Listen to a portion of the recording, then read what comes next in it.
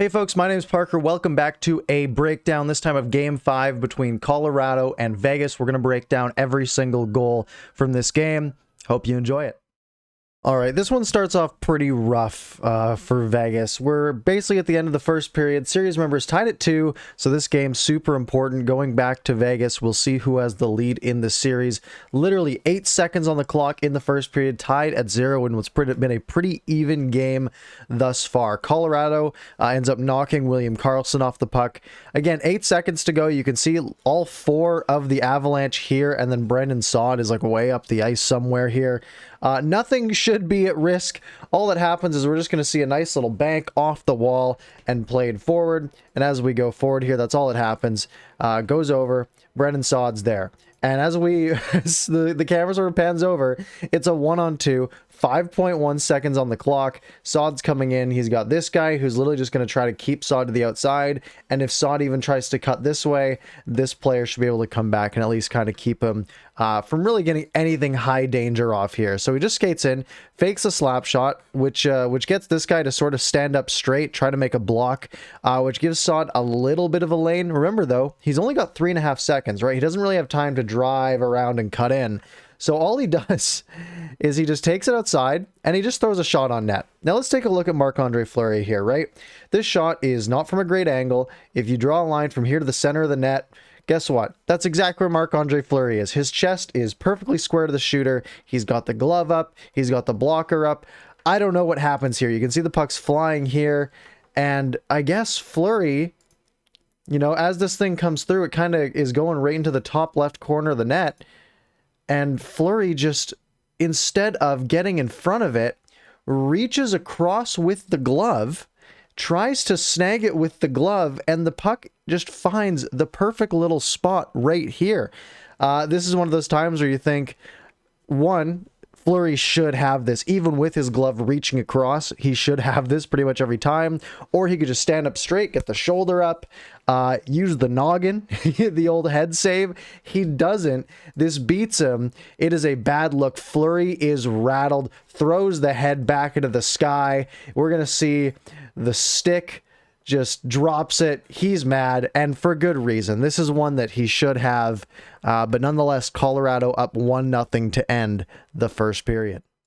Colorado was absolutely dominant in the second period. Shots at this point were 9-3 in the second period for Colorado, and Joonas Donskoi basically does it all himself here in this one to give Colorado a 2-goal lead. So it starts out pretty normal play behind the net. A battle won here by Donskoi. He'll take this around the net this way and just sort of protect the puck. This is really the only guy on him. He's got an option here. He can play it back to the point, but instead what he does is he sort of looks him off, drawing this guy over, getting everyone sort of brought this way, and he's going to do a nice little cutback here, which really opens up the ice. Little cutback, brushes off the hit, gets a bit of a pick here by his teammate to take this guy to the play and really open up a lot of room behind the net. So Donskoi takes that space behind the net. Holden is kind of stuck there.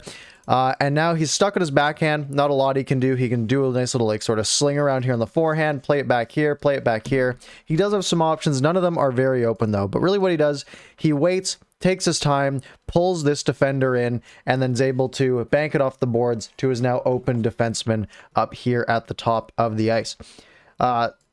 He just lets a shot go, which snaps his stick. You can take a look at the stick here.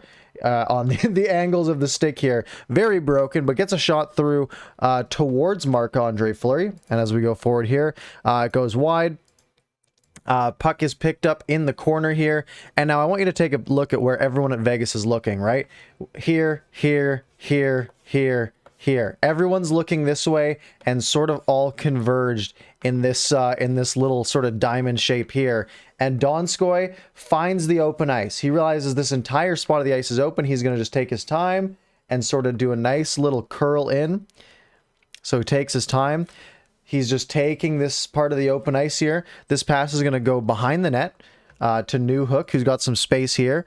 Again, he's just going to look for open space, right? This defender here pressured him on this side. He's going to escape this way. And as he comes out to here, And again, you can see this defender's trying to get in the way here, but really this entire part of the middle of the ice is wide open. Donskoi, who has been sort of floating up here, finds the time, finds a lane to swoop in. Really smart play here. Newhook brings it up, finds the gap between the defensemen, and now look at where Donskoi is all by himself. So much room in the middle of the ice. Fleury's stuck kind of looking this way. He's going to have to get over quickly, but Donskoi is going to rip this into the far side of the net before Fleury can get over. A really quick, good shot, and just like that, Colorado up 2-0 with 3.5 to play in the second period. Now look, we knew Vegas wasn't just going to sit back in this one and take an L. 54 seconds into the third period. Vegas trying to get some going on the attack. Burakovsky swoops in, picks this puck up, and he's just going to try to turn around and play this one out of the zone. Kind of waits a little too long though, right? Like instead of just turning around where he had some space right here, he lets Alex Tuch sort of close that gap on him and kind of panics here. So he makes the cut. Looks like he gets away from Alex Tuch fine, right? Nice little cut. Comes up here. He's got options. Off the glass and out is probably the safest one. But what happens here is he tries to play it far side instead of off the glass and out, or even just like sort of like a flip up the middle. He tries to play it a hard pass across the middle. Something they tell you back in Adam level of hockey, don't play it up the middle in your own zone. And a really good play here to break this one up. It ends up back on the stick of Burakovsky. He's got another chance to just chip it out, but Nicholas Waugh does a great play to hold the line here. And look at what's happened here. Everyone on Colorado has sort of moved up on this breakout. Alex Tuch is able to loop around, and now he is basically in all by himself. Waugh makes a really nice quick pass.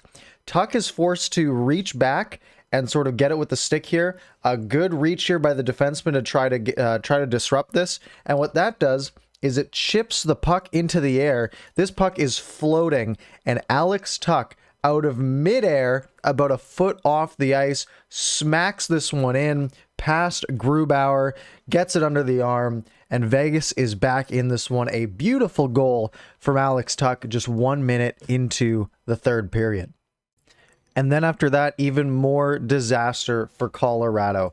Moving into the Vegas zone, we have basically a 4-on-2. 1, 2, 3, 4 coming in on 2 for Vegas here.